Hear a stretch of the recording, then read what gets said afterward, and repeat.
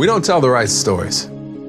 Or when we do, we tell them wrong. We focus on the wrong parts. Like there's a story we like to tell ourselves about life. In the story, we will grow up, go to college, have a career, get married, have a family, grow old, and when, after a very long life, it is time to get our affairs in order, life will let us know.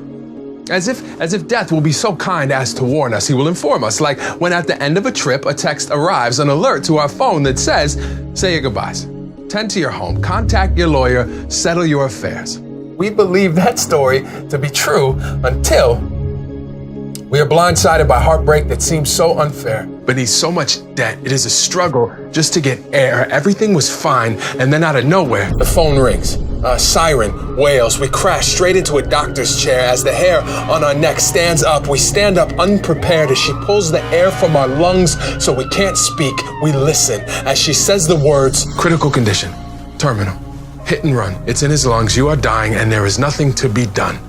And when we tell the story of life insurance, that's the story we tell. We focus on death, the tragedy, the sadness, but that's telling it wrong. And I'm not saying there isn't pain or heartache or sacrifice. Of course there is. That's life. I mean, those things happen for the same reasons tooth fairies and sunsets and great wine and grandchildren happen. And that's life. It's not that the tragedy isn't there. It's that it isn't all that's there. I mean, there's so much more. I mean, in all this hopelessness, hope is. But to see it, we have to shift our focus.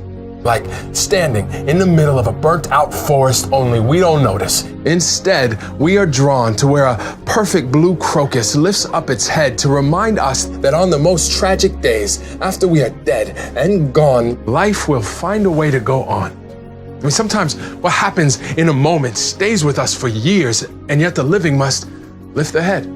Persevere. That is why at some point in the middle of all those tears, a laugh and a memory finds its way out. And when it is needed most, a check appears with a memo line that may as well read, despite the fact that my body is no longer here, I still am. My love lives. Even though I don't, my presence will be present. Even though my body won't. As sure as death is part of life, life is also part of death. So when your last exhale will wait no more, your loved ones will pick it up from the bottom of your lungs, place it lovingly onto their own, and complete your breath. The heart can stop beating, even as it refuses to.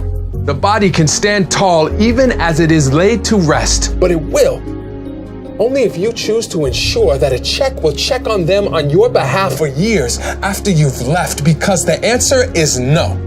When the question is, are you interested in preparing for your death? But when the question is, do you want to take care of your family? The answer is always yes.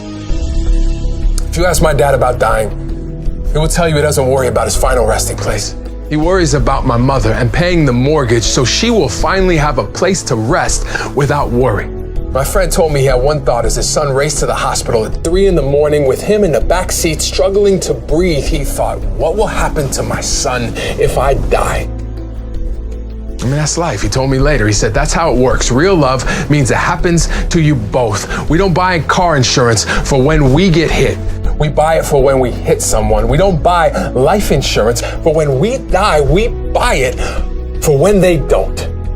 We buy it because when we love someone, we want to protect them from any added despair, any hardships that can be spared, to experience the happiest moments, even when we won't be able to experience them beside them. And it gives us comfort to know if we aren't able to have those moments, we can provide them.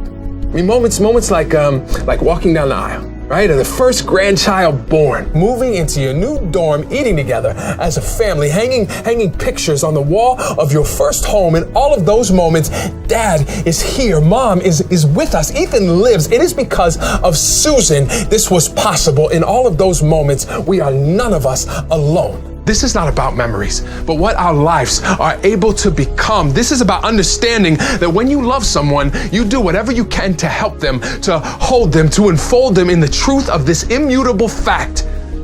Life insurance is the final loving act of a person who at the end didn't see flashes of his own life. Instead, he saw the future he wanted for his parents, his kids, his wife, and he knew that if their pain could somehow be lessened, their load perpetually lightened, then perhaps their grief will be less sharp than it might have been. And by preparing for what might be, despite being frightened, it's like taking your loved one softly by the wrist, holding out the life insurance as a gift and saying, This is for all the flowers I would have bought.